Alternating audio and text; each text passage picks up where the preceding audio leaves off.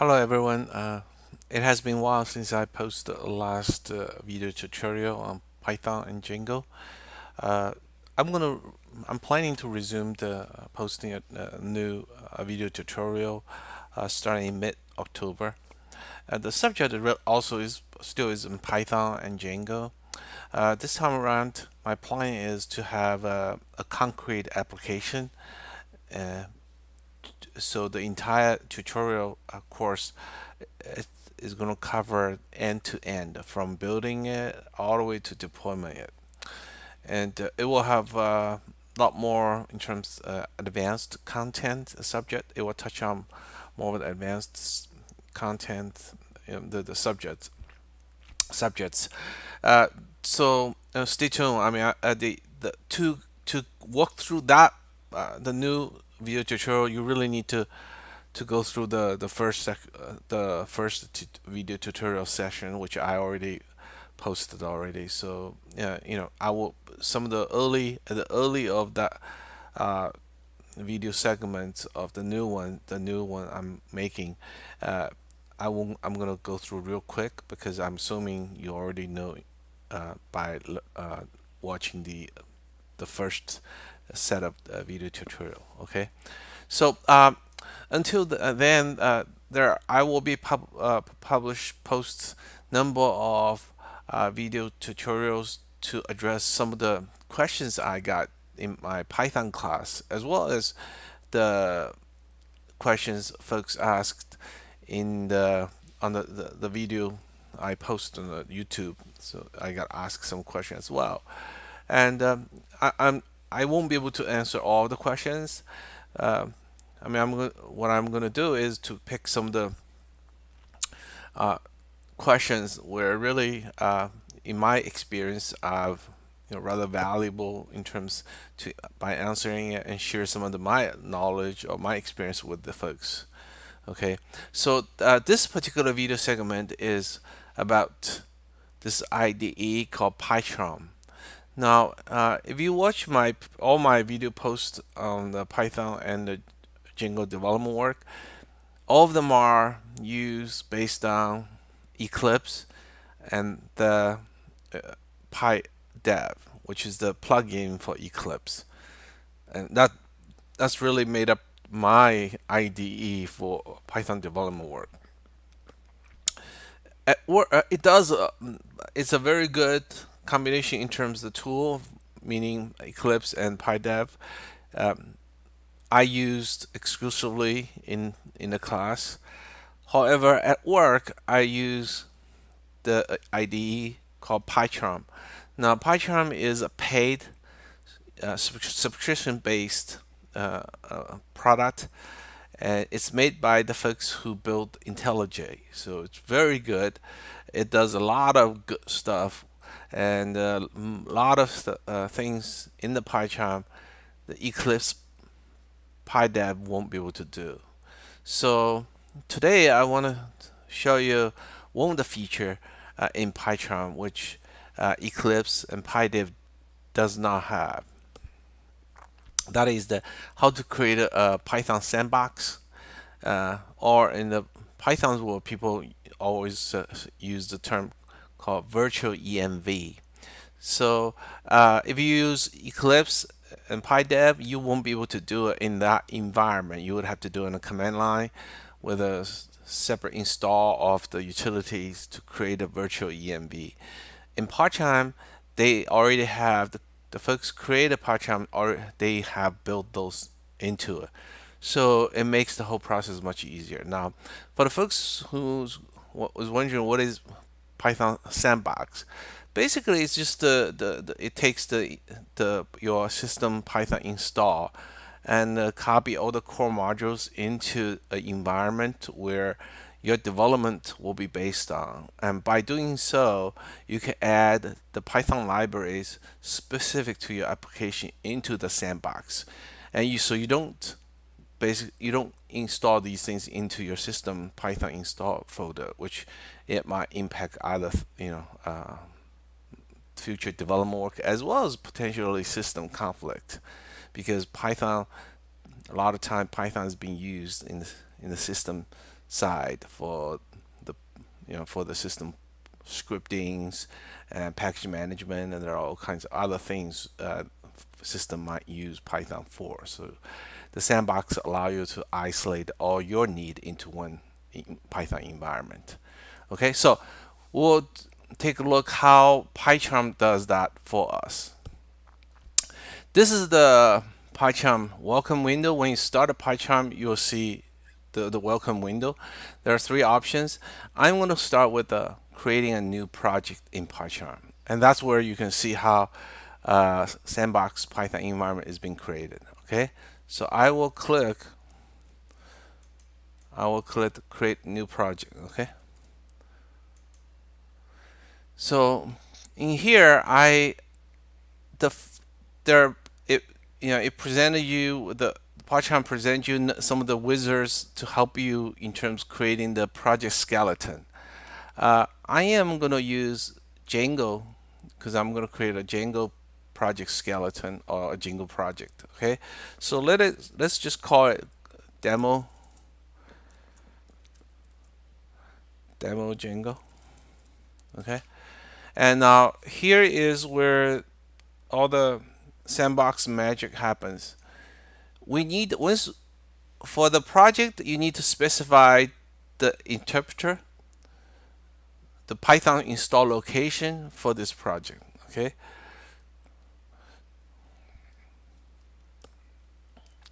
so we will click this the project interpreter. Now because we start a new project, right? So it just defaults to new environment. It asks you to create a virtual virtual env, which is this Python sandbox. So this project will be using. Okay, the default. Pay attention to this. The default location is actually is the project. You see this? It's the project directory. Okay, this means if you don't make changes, you type in the location here. That means this sandbox Python sandbox virtual env will be created inside of this demo Django project. Okay, which I tend not like to do. I like to put the sandbox at the top level. The reason for that is if you delete or move the project demo Django, that sandbox will still be there. The sandbox environment still be there because as you see later, it takes a while to build the environment because you need to copy all the stuff from the base interpreter into the sandbox, as well as setting up the packages. So a lot of time, folks wanted to reuse that sandbox. So that's why I want to put it in the top level because if you put it in the inside of your project, when the project is moved or deleted, and then the whole environment will be gone, and so other people won't be able to use it. Okay, so that's why I put at the workspace root level. So let's call it my sandbox 01. Okay, so now I am this actually tells you where your current Python install is located. From here, you can tell actually I'm running on Windows, right? It's a C:/Python 3.6. On your machine won't be different, but basically it's where your system Python install is. What this says is taking the Python install core modules and copy into the my sandbox 01 and to build a Python environment from it. Okay, now this usually it automatically sets for you based on your system configuration. There are two options underneath of it you really need to pay attention to. First is the inherit global side packages. If you check this, this means the sandbox will not copy, I'm sorry, the sandbox will internally have a link to the global side package module installed at the base level.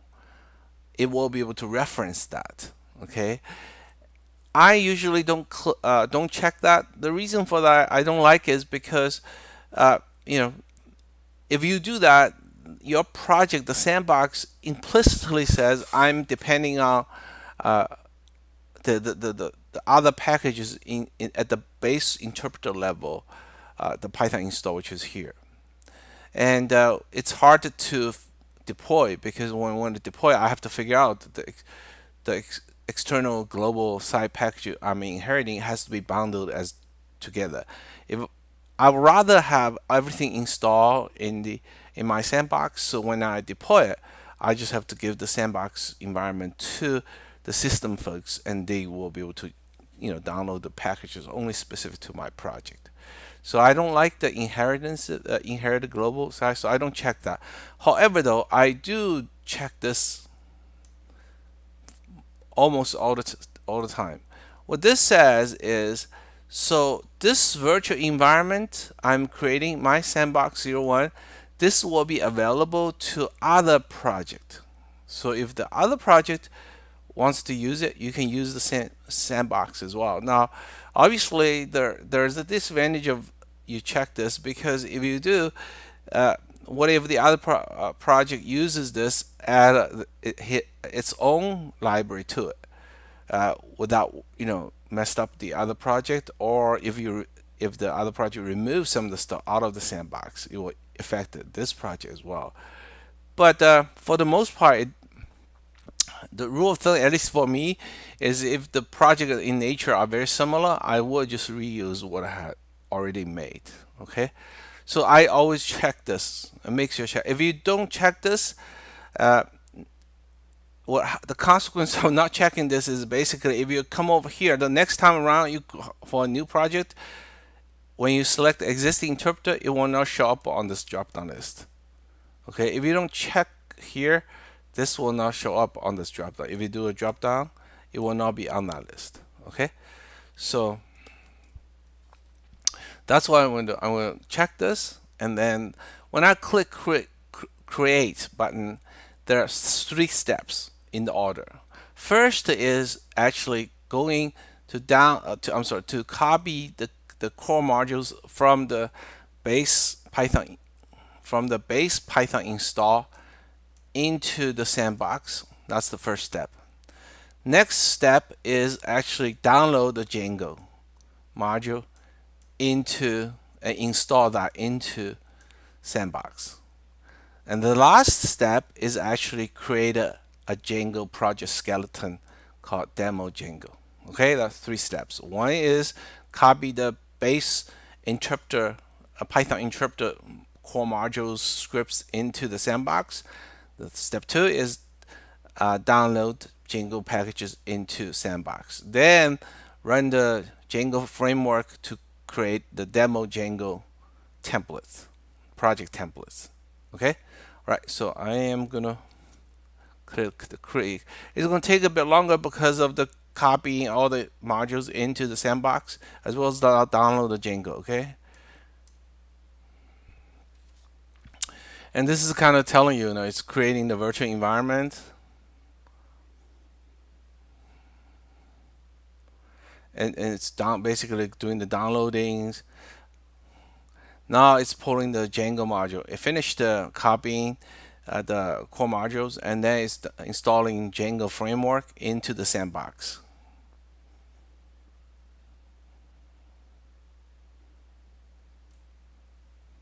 Once the Django module or package is being installed, framework is being installed, then it will run the Django's admin utility to create the project skeleton for demo Django. Okay.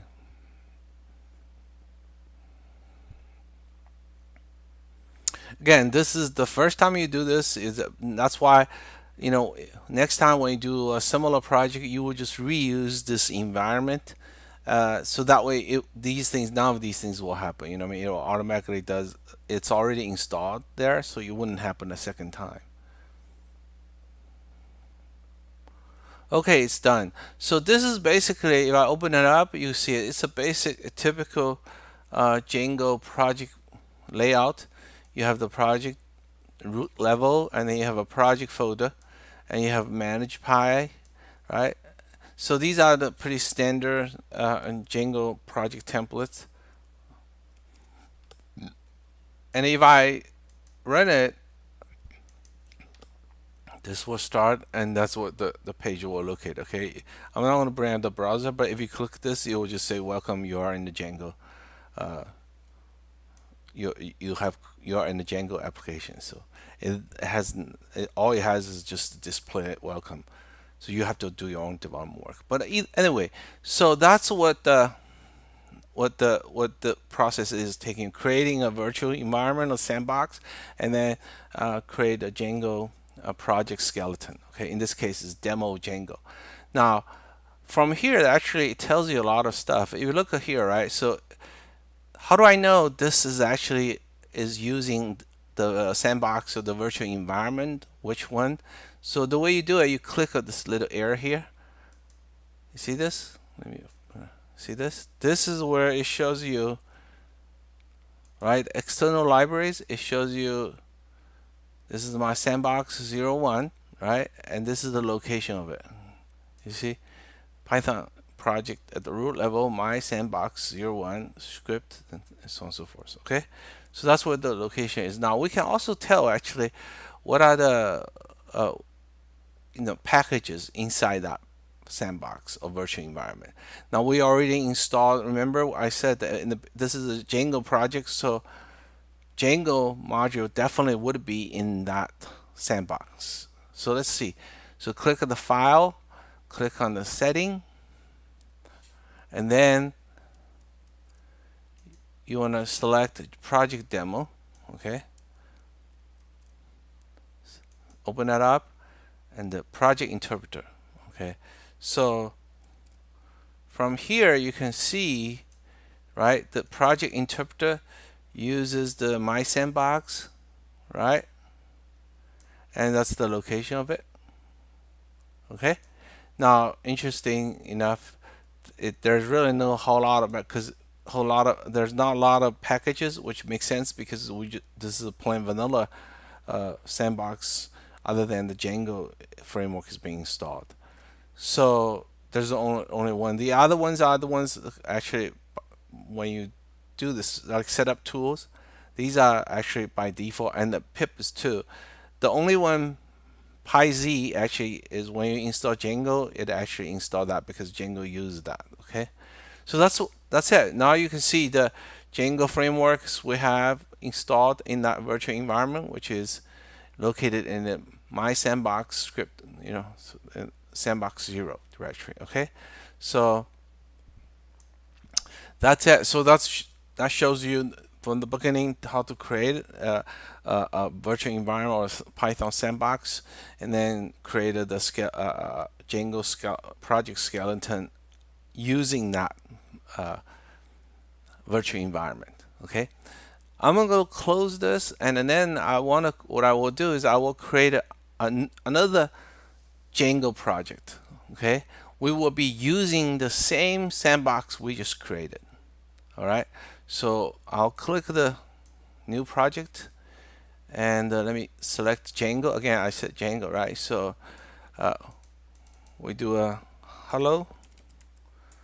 Oh, sorry, I'll do a test Django. Okay, so the one I had before is demo Django. This is a test Django. Now, again, just like I want to make it a bit blown up, this just so you know, I'm going to click this. Okay.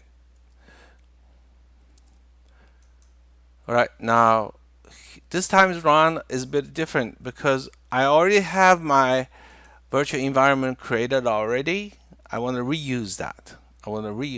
Okay, so what I do is I should choose here, select here, not new environment, because I already have one. I know it's called my sandbox 01, right? So let's see. We'll select here, right? And then select, look at this, my sandbox, right? So that's the one.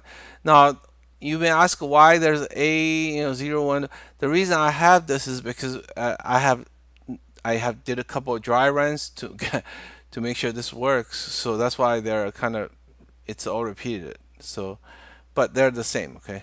So the key is the name, my sandbox 01. Okay. Now I set the interpreter, right? So that's the existing one. It's a virtual environment. Let me highlight this, okay? Notice here, this is the key, right? So this is the one I created before, my sandbox 01. Okay, this tells you the locations, but this is the name of it, right? So that's the ones I created before. So if I do a create again, you just watch, it's going to be much faster. Why? Because the virtual environment is already created for you. You'll just reuse it. And the previous example, it had to create a virtual environment first, then create a project skeleton. This time around, you will just use the virtual environment already created in the previous section, and then just reuse that environment. All it needs to do is create a project templates or skeleton. Okay, I'll click create. You see how fast it is, right? So now I have a test Django project, right? Django project called test Django, and that's again, it's typical Django layout, templates, project folder, manage.py, right? And if we look at it's Python, that's the one, right? That's the one we had before, my Python 0, my sandbox 01. So that's the one we use because we decided to use the existing one. Okay, if I do a run, you'll still say it launches. Okay, all right. So the as I just did, when I launched the project, it shows you. If you go to the browser, you'll see it returns the same thing, same page, same as before we had before. You just say welcome, and you are at the root of Django project or something. Okay, so now uh, this this example, which is test Django, what I just did, kind of show you how to use the existing one, right?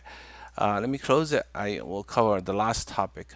Now, it doesn't have to be Django project to use the existing virtual environment, the sandbox. You can just use a, you can just, even for the, plain vanilla pure Python project or app, you still can use that. Okay, so let me show you. So you again go back to create new project. We're going to create a new a pure Python. Let's call it hello world. Okay, and in this case, again, just like we did before, I need to specify the project interpreter, right? So I click here. I'm going to use, again, just like I did before, I'm going to use existing. Okay, use the existing interpreter, and then I will click the my sandbox, which is the one I created, right? My sandbox 01. I'll use that. So if I click here, it will create a pure Python project. Right now, there's nothing in it. If I do, if I do create a Python module, then it will still show. It will show you the Python module. So we'll just do hello. Okay. Right. So this will be a Python module. So we will be you can run it if you put some code snippets to it. You can run it. But the key is, again, you're using the virtual environment we have created before called my sandbox 02. Okay, so that's what this does in terms for you. And if you go back to the settings, like I just show you from a project with the project interpreter, you see it's the same because I'm using the same virtual environment, right? And so the packages are the same. Now, interesting enough, if I want to add one, so let's just add one. One thing very good about the PyCharm is you really don't need to use pip to install, because in this virtual environment, to use pip install, you have to be in the virtual environment or the sandbox. Otherwise, the install you did you're doing for will be actually placed in the Python system folder. Okay, so because this is the my sandbox 01, you are supposed to install within the package inside of the virtual environment, the sandbox Python environment. Okay, so how do you do that? Well, in PyCharm, this is easy. You just click the plus sign here. Okay, so I'll click the plus sign. Let's say one of the most popular ones is called requests. Okay, That's the Python module. A lot of folks use it. So assuming we want to install that.